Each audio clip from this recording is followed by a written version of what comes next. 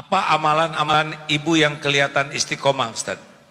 Beliau dari sejak saya sadar, dari sejak saya melihat, tidak pernah meninggalkan sholat malam. Sehingga kalau saya terjaga malam, saya lihat dia tidak. Sampai hari ini, kalau saya sedang rindu, kalau saya sedang sedih, bahkan ketika saya pergi ke Sudan, saya mau pergi jauh, saya bentang sajadah di tempat dia sholat dulu. Saya ambil rehal tempat baca Quran, saya buka Quran yang dia baca.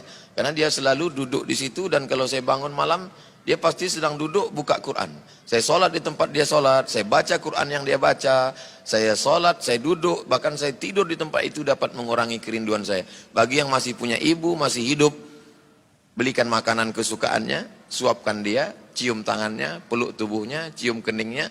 Karena ada masanya dunia ini hampa, tak terasa, tak ada gunanya lagi hidup, karena dia adalah sumber segala. Satu tahajud, ada lagi amalan lainnya? Suatu ketika saya membawa beliau ceramah di depan Masjid Agung di Medan.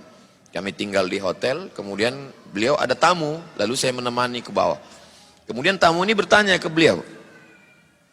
Kata tamu ini, apa yang kau doakan untuk anakmu sehingga dia bisa sehat, dia bisa sekolah? Apa yang kau doakan? Saya nguping aja, saya sambil berdiri, ngeliat-ngeliat. Saya nguping beliau bicara berdua, saya tidak ingin intervensi. Kata dia, anakku itu ketika di Mesir, aku kirim Fatihah setiap malam. Berapa kau bacakan? Kata teman dia. Aku bacakan tiap malam dia 100 kali Fatihah. Saya baru tahu itu setelah dia cerita. Dia tidak pernah cerita ke saya, dan saya tidak pernah tanya. Baru saya paham sesungguhnya apa yang sedang saya terima saat ini adalah doa dari ibu saya.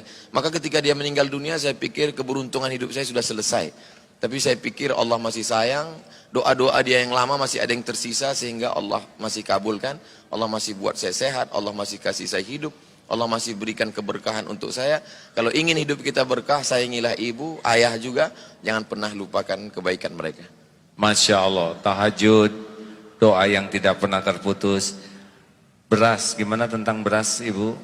Beliau selalu mengeluhkan, uang belanja yang kau kasih itu, beliau ada kebun sawit, tapi saya tetap berikan belanja. Beliau selalu mengeluh, belanja yang kau kasih itu kurang, banyak tamu, tapi saya tidak pernah mengeluhkan itu. Rupanya setelah saya lihat-lihat, uang yang diberi itu dia belikan ke beras, dia bagi fakir miskin, dia bagi sewa rumah orang yang tidak mampu bayar rumah, dia bagi. Pantasan uang itu cepat habis. Maka setelah dia meninggal, apa yang dia lakukan dulu saya lanjutkan.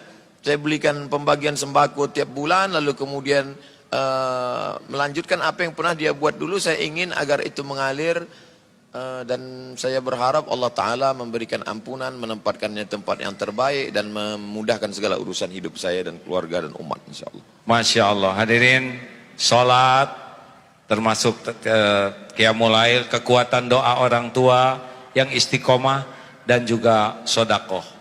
Mudah-mudahan ini menginspirasi siapapun yang hadir. Amin. Sehingga kita jangan pernah tidak sabar terhadap anak-anak walaupun tidak sekolah 6 bulan. Ya, benar? Ya. Walaupun tiap ganti-ganti sekolah, karena kita tidak tahu kapan Allah memberikan yang terbaik untuk takdir keluarga kita ini. Ya.